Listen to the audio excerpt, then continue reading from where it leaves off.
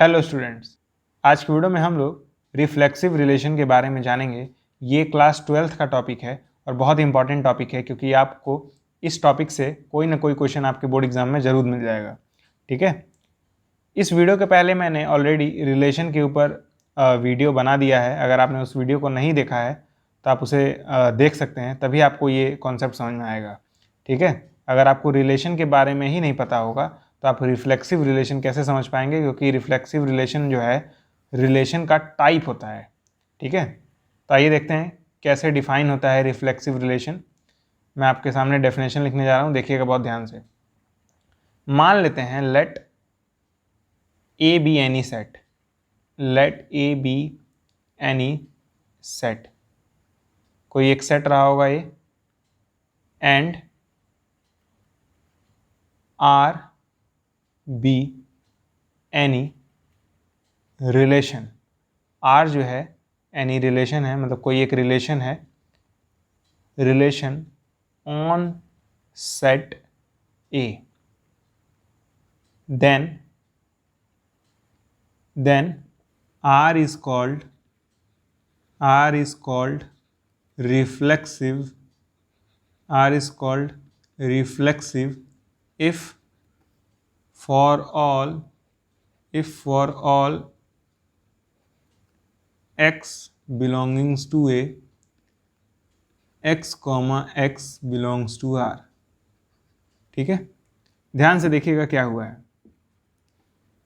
मैं कह रहा हूं आपके पास अगर कोई एक सेट है और उस सेट पर एक रिलेशन R डिफाइंड है, तो आप इस R को रिफ्लेक्सिव तब कहेंगे जब आप इस वाले सेट से, यानी A सेट से कोई एक मेंबर लीजिए, कोई सा भी, या आप सभी मेंबर लीजिए और देखिए कि x, रिलेशन के अंदर है कि नहीं है।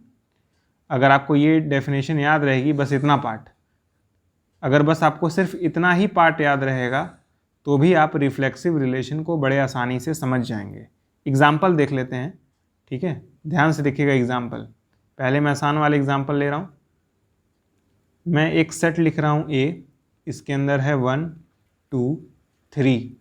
ठीक, एक मैं ले रहा हूँ सेट R, ये एक रिलेशन है, इसमें मैं ले रहा हूँ 1, 2 1, 1 2, 3 2, 2 3, 3। ठीक है, ये एक रिलेशन है, इसे मैं वेरीफाई नहीं कराऊंगा कि ये रिलेशन कैसे है, क्योंकि ये जो है R, ये R इसलिए रिलेशन है क्योंकि ये सबसेट है A क्रॉस A का। ये मैंने आपको चेक करने का तरीका पिछले वीडियो में बता रखा है, तो मैं ये नहीं चेक करके बताऊंगा कि ये रिलेशन है। आप मान लीजिए कि ये रिलेशन है। अब देखिए फिर कैसे चेक करेंगे कि ये रिफ्लेक्सिव है कि नहीं है, कैसे चेक करेंगे कि ये रिफ्लेक्सिव है कि नहीं है। ध्यान से देखिएगा, बहुत ही ध्यान से। मैंने क्या बताया है आपसे, मैंने बताया था कि कोई एक x लीजिए A के अंदर से। ठीक है, तो मैं एक बार 1 ले रहा हूँ A के अंदर से, क्योंकि देखिए ध्यान से 1 है A के अंदर, A के अंदर 1 है, तो मैंने 1 लिया है A के अंदर, 1 बिलोंग्स टू A। अब मैं चेक करूँगा कि 1, 1 ये R के अंदर है कि नहीं है, 1, 1 ये R के अंदर है कि नहीं है, 1, 1 बिलोंग्स टू R और नॉट। देखिए ये तो रहा 1, 1। ठीक है, तो बस इतने पे ही रिफ्लेक्सिव नहीं बोल देना है। आपने 1 के लिए चेक किया, अब आपको 2 के लिए भी चेक करना पड़ेगा। तो 2 है ना A के अंदर, बिल्कुल है, तो आपको चेक करना होगा कि 2, 2 ये रिलेशन के अंदर है कि नहीं है, बिल्कुल है, देखिए ये रहा। ठीक है, अब हम लोग 3 के लिए भी चेक करेंगे, हर एक एलिमेंट के लिए चेक करते हैं। तो 3 A के अंदर है, बिल्कुल है। क्या 3, 3 ये रिलेशन के अंदर है, बिल्कुल है, ये रहा। तो आपने A के सभी मेंबर्स लिए, आपने A के सभी मेंबर्स लिए और उनसे 3 ऑर्डर पेयर बनाए, तीनों के तीनों ऑर्डर पेयर रिलेशन के अंदर आ गए। ठीक है, इसीलिए यहाँ पे फॉर ऑल लिखा है क्वेश्चन में। ठीक है, तो जब तीनों के तीनों ही अंदर आ जाएंगे रिलेशन के अंदर, तो हम लोग रिलेशन को कहेंगे रिफ्लेक्सिव है। तो मैं यहाँ पे कह सकता हूँ relation is reflexive, relation is reflexive. बात आपको समझ में आ रही है? ठीक है, एक और एग्जाम्पल लेते हैं, चिंता न करिए, पहले आप इस चीज़ को नोट कर लीजिए।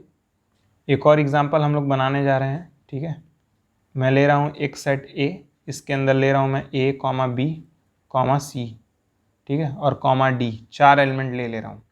ओके, अब देखिएगा ध्यान से, मैं एक रिलेशन डिफाइन कर रहा हूँ, A comma A, B comma B, C comma D, ठीक है, सी कॉमा ए।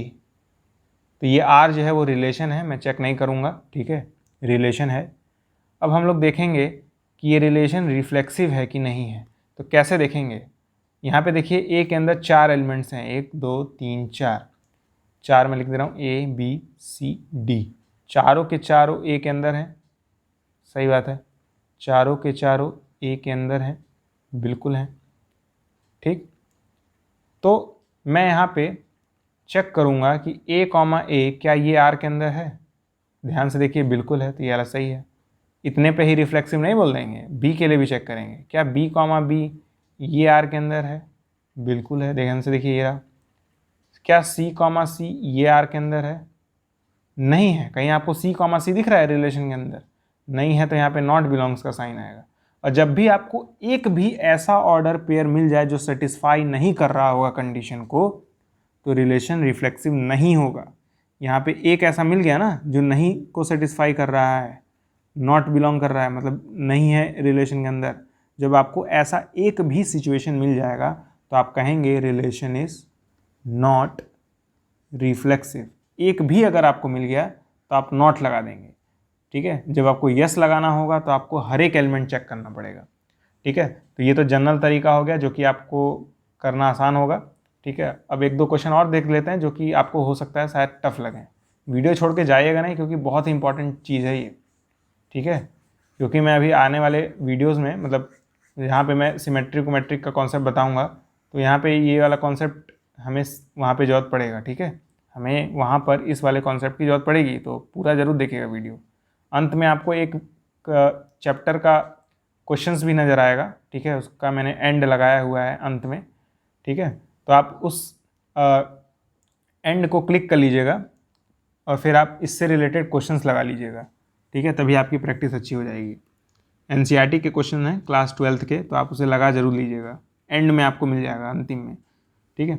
अब देखिए मैं यहाँ पे एक और एग्जाम्पल लिखने वाला हूँ, ये इंपॉर्टेंट एग्जाम्पल है, ध्यान दीजिएगा, ठीक है। मैं एक सेट ए ले रहा हूँ, इसके अंदर 1 है, 2 है, 3 है, 4 है, डॉट डॉट डॉट, इस तरह करके एलिमेंट्स हैं, मतलब बहुत सारे एलिमेंट हैं, 1 से लेकर सारे नेचुरल नंबर्स हैं इसके अंदर। एक मैं रिलेशन इसके ऊपर डिफाइन कर रहा हूँ, आर इजगल टू, और मैं इसको सेट बिल्डर फॉर्म में डिफाइन कर रहा हूँ, ए कॉमा बी, ठीक है, such that A divides B, ठीक है। हमें ऐसे ऑर्डर पेयर लेने हैं जिसमें जो पहला वाला है वो दूसरे को डिवाइड करे।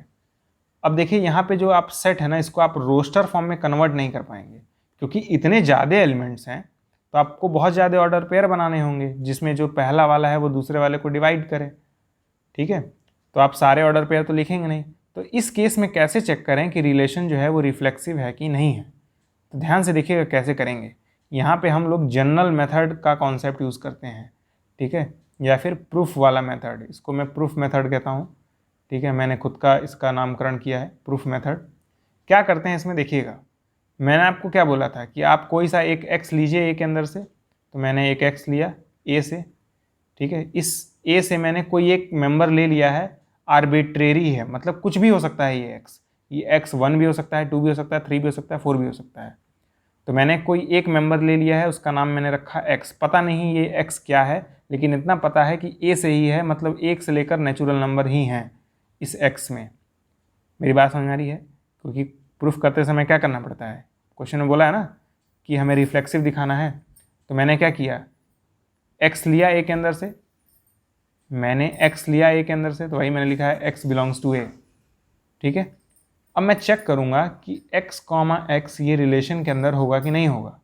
ये x कॉमा x रिलेशन के अंदर कब होगा, कोई एलिमेंट इस वाले रिलेशन में कब बिलोंग करेगा, जब पहला वाला दूसरे वाले को डिवाइड कर दे, क्योंकि स्टेटमेंट तो वही है, a डिवाइड्स b, यानी पहला वाला दूसरे वाले को डिवाइड कर दे। तो ये तो बात सही है ना, x डिवाइड्स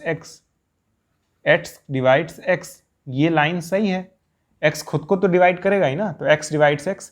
अगर x खुद को डिवाइड कर रहा है यानी x, x रिलेशन के अंदर होगा तो रिलेशन रिफ्लेक्सिव होगा, रिलेशन इज रिफ्लेक्सिव। अब आप लोग कहेंगे यहाँ पे आपने एक ही बार चेक किया, एक ही एलिमेंट के लिए चेक किया, तो ध्यान से देखिए मैंने एक एलिमेंट के लिए चेक नहीं किया है, मैंने कोई एलिमेंट नहीं लिया यहाँ से, मैंने उस एलिमेंट को x मान लिया, मतलब ये x 1 भी हो सकता है, 2 भी, 3 भी, 4 भी, सब कुछ हो सकता है, ठीक है। तो इसीलिए एक ही बार चेक करना पड़ा, इसे प्रूफ मेथड कहते हैं, ये जनरली आसान पड़ता है, ठीक है। एक और करते हैं इसी टाइप का ताकि आपको और अच्छे समझ में आ जाए। ध्यान से देखिएगा, मैं एक और एग्जाम्पल लेने जा रहा हूँ। मैं इस बार z लूँगा यानी सेट ऑफ इंटीजर्स, ठीक है, यानी इसमें 0 होगा, +-1 होगा, +-2 होगा, डॉट। रिलेशन इस पर मैं डिफाइन कर रहा हूँ R is equal to ordered pair A, B such that A - B is integer, ठीक है। अब ये भी बहुत ही बड़ा रिलेशन बन जाएगा क्योंकि जिस पे रिलेशन डिफाइंड है, Z पे डिफाइंड है ना, Z पे डिफाइंड है रिलेशन, ये जो Z है वो खुद ही बहुत बड़ा सेट है, तो रिलेशन तो और भी बड़ा बनेगा। तो यहाँ पे हम लोग एक एक एलिमेंट का उठा के चेकिंग नहीं कर पाएंगे, ठीक है।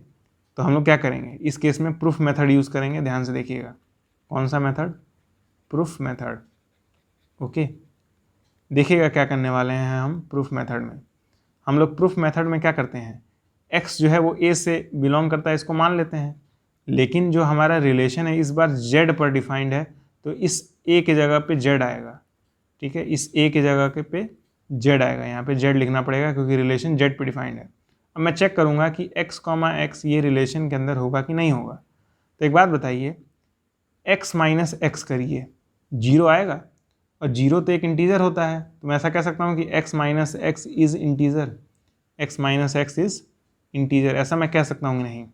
अगर x - x इंटीजर है तो मैं ऐसा कह सकता हूँ कि x, x बिलोंग करेगा रिलेशन के अंदर, क्योंकि रिलेशन का डेफिनेशन ही यही है कि a - b इंटीजर होना चाहिए, यानी इन दोनों को जब आप लोग घटाएंगे तो इंटीजर ही आना चाहिए। तो मैंने इन दोनों को जब घटाया तो इंटीजर ही तो आ रहा है, क्योंकि 0 आएगा, ऑब्वियस सी बात है, ठीक है। तो क्योंकि x, x ये रिलेशन के अंदर मिल गया, यहाँ पे r होगा, गलती से मैंने z लिख दिया था, यहाँ पर r होगा, x, x belongs to r। मैंने एक मेंबर लिया z के अंदर से, वो मेंबर r के अंदर मिल गया, क्योंकि x जो है वो आर्बिट्रेरी है, तो हर एक के लिए चेक करने की जरूरत नहीं है। आर्बिट्रेरी मतलब x कुछ भी हो सकता है, तो हर एक के लिए चेक करने की जरूरत नहीं है। तो मैं कह दूंगा relation is reflexive, relation is what, reflexive. Video छोड़ के जाइएगा नहीं, क्योंकि मैं एक और एग्जांपल कराने वाला हूँ, वो इम्पॉर्टेंट है, ठीक है, वो वाला एग्जांपल इम्पॉर्टेंट है, ध्यान से देखिएगा। तो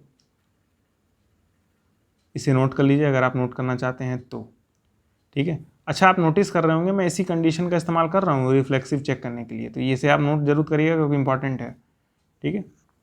अब देखिए मैं एक और एग्जांपल बनाने जा रहा हूँ। मैं ले रहा हूँ a इजगल टू 1 2 3 डॉट, मतलब इस बार भी बहुत ज़्यादा एलिमेंट्स हैं, और रिलेशन में ले रहा हूँ a, b such that a is equal to 2b, ठीक है। तो हमें चेक करना है ये रिलेशन रिफ्लेक्सिव होगा कि नहीं होगा, हमें चेक करना है ये रिलेशन रिफ्लेक्सिव होगा कि नहीं होगा। रिलेशन क्लियरली ए पे डिफाइंड होगा, ठीक है। देखिएगा ध्यान से कैसे चेक करेंगे। तो मैं प्रूफ करने जाऊंगा, अगर प्रूफ हो गया तो रिलेशन रिफ्लेक्सिव होगा, नहीं हुआ तो नहीं होगा रिफ्लेक्सिव, ठीक है। तो प्रूफ कहाँ से स्टार्ट करते हैं, एक एलिमेंट लेते हैं x a से और चेक करते हैं कि x, x ये रिलेशन के अंदर होगा कि नहीं होगा। अच्छा, x, x रिलेशन के अंदर तब होगा जब ये इस वाले कंडीशन को सेटिस्फाई करेगा। तो क्या x 2x के बराबर हो सकता है क्या, x 2x के बराबर तो कभी नहीं हो सकता है ना, कोई नंबर अपने आप का दुगना के बराबर कैसे हो सकता है, तो x 2x के बराबर नहीं होगा। तो मैं ऐसा कह सकता हूँ क्या कि x, x रिलेशन के अंदर नहीं होगा, क्योंकि x इजगल टू 2x थोड़ी ना होगा। अब जब नहीं होगा तो रिलेशन इज नॉट रिफ्लेक्सिव, ठीक। तो उम्मीद करता हूँ आपको रिफ्लेक्सिव रिलेशन समझ में आ गया होगा। मैंने 4-5 एग्जांपल्स दिए हैं, आप इन्हें अच्छे से देख लीजिएगा, नोट कर लीजिएगा, समझ लीजिएगा। मैं आपको एक फॉर्मूला बताने जा रहा हूँ जो कि काफ़ी इंपॉर्टेंट है, ठीक है।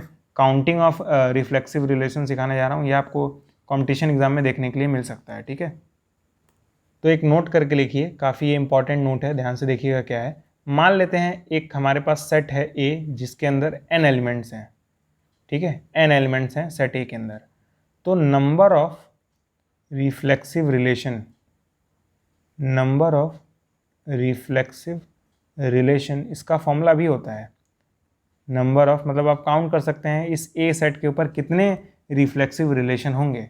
इसका फॉर्मूला होता है 2 का पावर nn-1। ठीक है, देखिएगा मैं इस पर एक क्वेश्चन करा दे रहा हूँ। मान लेते हैं हमारे पास एक सेट है 1 2 3, तो क्लियरली ए के अंदर 3 एलिमेंट्स हैं, तो mod of A equal to 3 हो जाएगा। Number of reflexive relation, reflexive relation, number of reflexive relation क्या हो जाएगा, ये हो जाएगा 2 का पावर n के जगह 3 हो जाएगा, तो 3 -1। ठीक है, तो ये जाएगा 2 का पावर 6, दैट इज 64। मतलब टोटल 64 रिफ्लेक्सिव रिलेशन होंगे इस सेट ए के ऊपर। बात समझ में आ रही है आपको? तो आज के वीडियो में बस इतना ही। ठीक है, मैंने आपको हर एक चीज़ बताया है रिफ्लेक्सिव रिलेशन के बारे में। ठीक है, आप इससे रिलेटेड क्वेश्चंस ज़रूर लगा लीजिएगा। मैंने एनसीईआरटी के क्वेश्चंस कराए हुए हैं क्लास 12 रिलेशन के ऊपर। ठीक है, आपको एंड में नज़र आ जाएगा वो क्वेश्चन। ठीक है, अभी कुछ देर बाद नज़र आ जाएगा, आप उन्हें लगा लीजिएगा, वीडियो देख लीजिएगा। आज के वीडियो में बस इतना ही, मिलते हैं अगले वीडियो में, तब तक के लिए गुड बाय।